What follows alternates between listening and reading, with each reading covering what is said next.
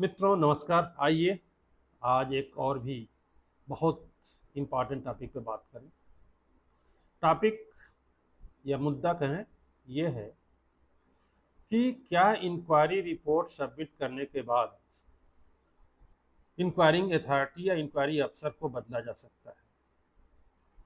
ऐसी सिचुएशन कब आती है? ऐसी सिचुएशन तब आती है जब इंक्वायरी ऑफिसर अपनी रिपोर्ट सबमिट कर देता है और डिसिप्लिनरी अथॉरिटी उस रिपोर्ट से एग्री नहीं करती है, डिसएग्री करती है।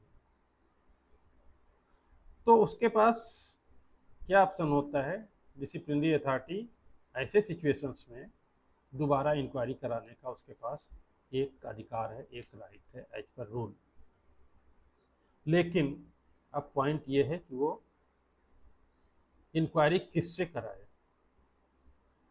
अमूमन यह देखा गया है कि वो कई बार क्या करती है कि नए इंक्वायरी अफसर यहाँ पे अपॉइंट कर दिया जाता है और नया इंक्वायरी ऑफिसर या इंक्वायरिंग अथॉरिटी नए सिरे से फिर इंक्वायरी करता है। अब असली पॉइंट समझ लें कि यहीं पे है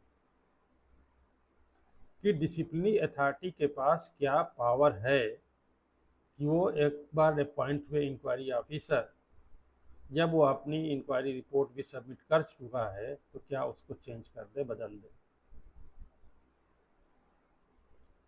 तो यहाँ पे हम रूल पर जाएंगे। रूल की अगर बात करें तो सीसीए रूल्स 1965 का रेलिवेंट रूल, कंसर्न रूल 15(1) हमें रिफर करना होगा, जो इस पॉइंट को इस तरह से कहता है कि the disciplinary authority remit the case to the inquiring authority. यहाँ पे टू अ इंक्वायरिंग अथॉरिटी नहीं लिखा हुआ है बल्कि टू द इंक्वायरिंग अथॉरिटी लिखा हुआ है। यही असली पॉइंट को ध्यान देने की जरूरत है।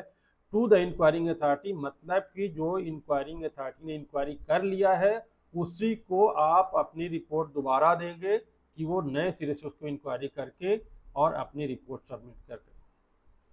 अगर टू अ इंक्वायरिंग अथॉरिटी लिखा होता तो वो नए इंक्वायरिंग अथॉरिटी को अपॉइंट कर सकता था, लेकिन ये रूल क्लियरली स्टेट करता है, केवल एक शब्द से, एक वर्ड से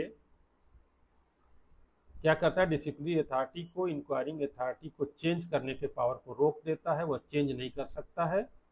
तो अगर आपके पास कोई ऐसी सिचुएशन आती है, कोई जानकारी आती है, तो इस पॉइंट को ध्यान रखें और इससे इंडिविजुअल को फेवर मिलेगा, चार्ज ऑफिसर्स को लाभ मिलेगा। Thank you.